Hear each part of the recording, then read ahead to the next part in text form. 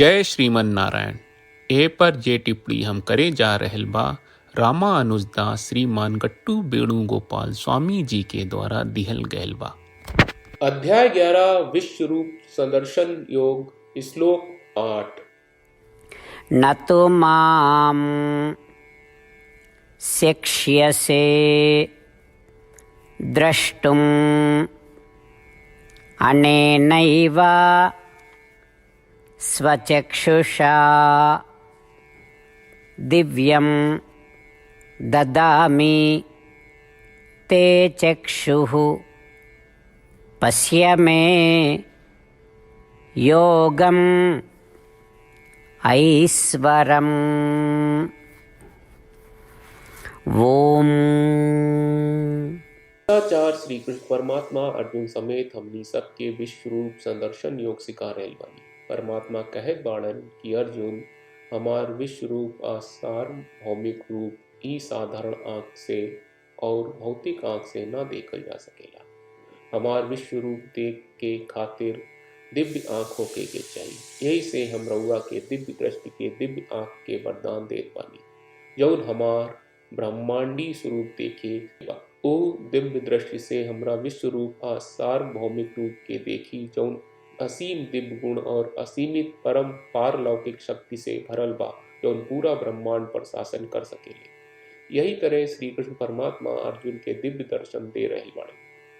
श्री कृष्ण परमात्मा के शिक्षा के मनन करत हमनी के श्री कृष्ण परमात्मा के प्रार्थना करी जा कि हमनी के आपन दिव्य गुण के महसूस करे और उनका आनंद लेवे के क्षमता प्रदान करी और हमनी के ऐसन दिव्य दृष्टि प्रदान करी कि हमनी के उनका के ई पूरा ब्रह्मांड में हर जगह देखे सकीले। श्री कृष्ण परमात्मा श्रीमन नारायण के समर्पण करत अपन जीवन के सार्थक बनावे के कोशिश करत घरी हमनी के श्री कृष्ण परमात्मा के वचन के श्लोक के रूप में दोहरावे के कोशिश करी जा। न तो मां शक्ष्यसे द्रष्टुम अनेनैव स्वचक्षुषा दिव्यं ददामि ते चक्षुः पश्य मे योगमैश्वरम्। श्रीमद् भगवत गीता का पूरा सार श्री कृष्ण परमात्मा ने अध्याय 18वें के श्लोक 65 से 70 में 8 काम करे खातिर दिले बाड़े। श्री कृष्ण कहले हम ओ लोगन से प्रेम करनी जो लोग इन 8 बातन के मान तारे। हम ओ भक्तन के हर तरह से रक्षा करब। श्री कृष्ण परमात्मा के द्वारा बोलल गईल संपूर्ण भगवत गीता सुनला के बाद अर्जुन कहले करिष्ये वचनम त्वा, जेके मतलब बा कृष्ण मैं वही करब जौन आप कही। यही कारण बा श्री कृष्ण अर्जुन के हर तरह के सफलता आ विजय प्रदान करेले। आई परमात्मा के आपन व्रत देई कि हमनी के ये 8 गौ कर्म के पालन करी जा। ई वचन परमात्मा के देवे से बड़न कौनो पूजा तपस्या यज्ञ नहीं। हम 8 प्रण कहब जौन हमनी के करे के चाहिए। आप सब कृपया इन्हन के आपन दिमाग और दिल में सोची। श्री कृष्ण के आपन वचन देवे के ई तरीका में हमनी सबकी कल्पना करे के चाहिए कि श्री कृष्ण का चेहरा खुशी से चमकत बा और खुशी के एहसास करत बा। जय श्रीमन नारायण। यहाँ हमनी के 8 वादा बा। हमनी के पहला वादा, हे श्रीमन नारायण आपका निर्देश के मुताबिक हम हमेशा तोहार ध्यान करब और तोहार बारे में सोचब। हमनी के दूसरा वादा, हे श्रीमन नारायण आपका सलाह का अनुसार हम हमेशा आपका भक्त रहब।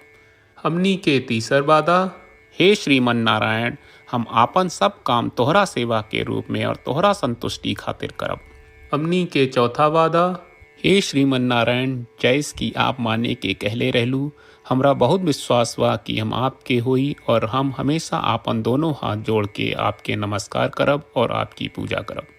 हमनी के पांचवा वादा, हे श्रीमन नारायण हमरा के तोरा बात माम एकम शरणम ब्रज 1866 याद कहले जहाँ आप हमरा के आपन का अर्पित करे का कहा। श्रीमन नारायण मैं हमेशा तोहरे शरण में रहब।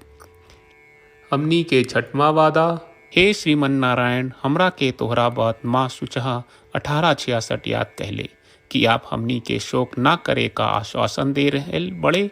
हम अब और शोक ना करब। हमनी के 7वां वादा, हे श्रीमन नारायण आपने हमरा खातिर श्रीमद् भगवत गीता के वितरण करके हम सब के कृपा कहले और आशीर्वाद दहले बा। हम वादा करत बानी कि रोजाना कम से कम एक श्लोक पढ़ब या सुनब। हमनी के 8वां वादा। हे श्रीमन नारायण, आप गीता के पूरा मानवता तक ले गयलू। हम गीता में आपके दिव्य वचन के उन भक्तन तक पहुँचावे के प्रयास करब जे गीता से अपरिचित बा। हे श्रीमन नारायण, हम उई करम जौन तू करे का कहब। हम ऐसन व्यवहार करब जैसन आप चाहत बानी और हम खाली आपका खातिर काम करब। श्रीमन नारायण के रोज आपन वचन देहल कि हम ओइस करब जैस आप कहत बानी, ई अपने आप में बड़न पूजा बा। श्रीमन नारायण, करशे वचनम त्वा। श्रीमन नारायण, हम तोरे निर्देश के मुताबिक काम करब।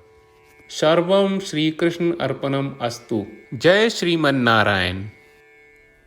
न तु मां शक्ष्यसे द्रष्टुम् अनेनैव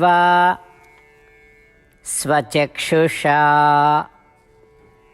दिव्यं ददामि ते चक्षुः पश्य मे योगम् ऐश्वरम्।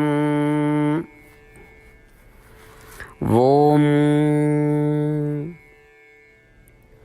न तु मां शक्ष्यसे द्रष्टुम् अनेनैव स्वचक्षुषा दिव्यं ददामि ते चक्षुः पश्य मे योगमैश्वरम्।